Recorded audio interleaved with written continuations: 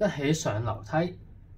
咁呢次咧，我哋會用翻手指搖搖板嘅技巧嚟上樓梯喎。我哋亦都係一個5度開始。咁左手嘅話咧，我哋就不停係51、51、51，跟住咧吸進，即係咧由呢個位置彈到呢個位置。但係我哋分開2個音嘅，所以咧左手嘅話就係咁樣啦。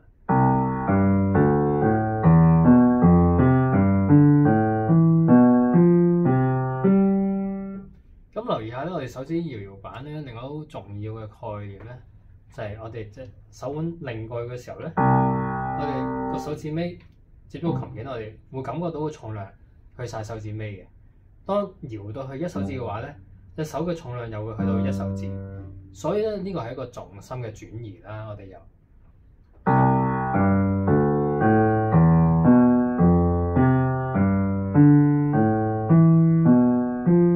我哋就唔需要急嘅，我哋只要好好感受到咧個重量嘅轉移就可以啦。但係有時咧可能好心急嘅話咧，我哋手嘅重量咧都未落到去，就已經過咗落去。咁咧呢個我哋就要避免啦。我哋咧首先要好好將我哋手嘅重量咧，通過我哋嘅手指咧落到去琴鍵。咁右手都一樣啦。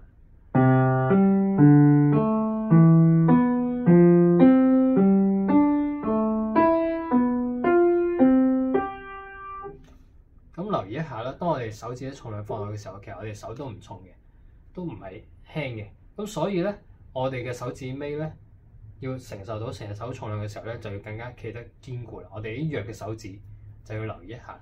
咁所以彈奏嘅時候咧，我哋可以咧想像一下，我哋停耐少少喺啲弱嘅手指，可以習慣一下，原來個重量係咁多嘅。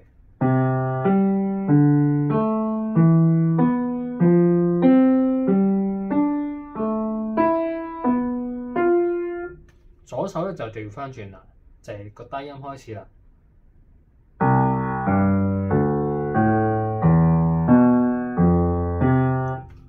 咁當熟咗嘅時候咧，我哋就可以雙手一齊。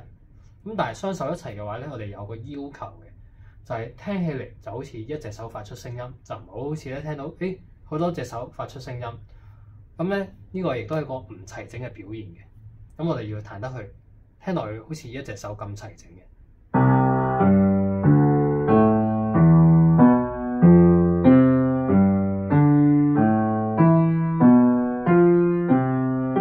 咁你可以一直彈落去，亦都可以嘅。一起落樓梯，咁同頭先一樣啦。呢次咧，我哋就落翻嚟。咁所以右手咧就會係。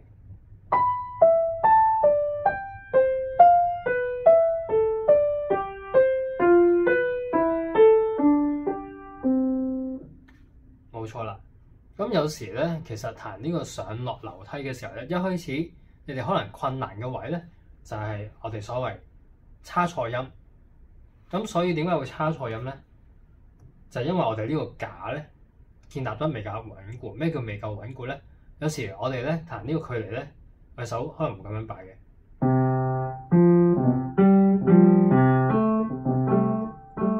咁可能會揩錯其他位，你只有咧令到佢好穩陣，係5度呢個距離就係5度嘅距離，咁就咧會減少差錯嘅機會啦。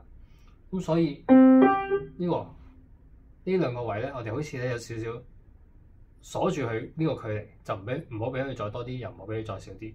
咁我哋咧彈錯音嘅機會亦都會低啲。咁所以我哋彈呢個5度嘅時候咧，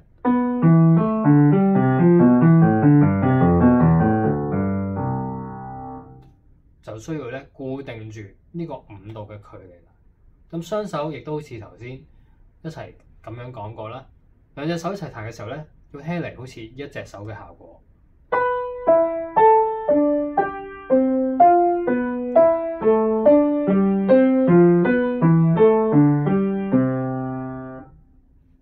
就係咁啦。咁大家多啲練習，直至大家咧隻手個架咧攞到個感覺為止。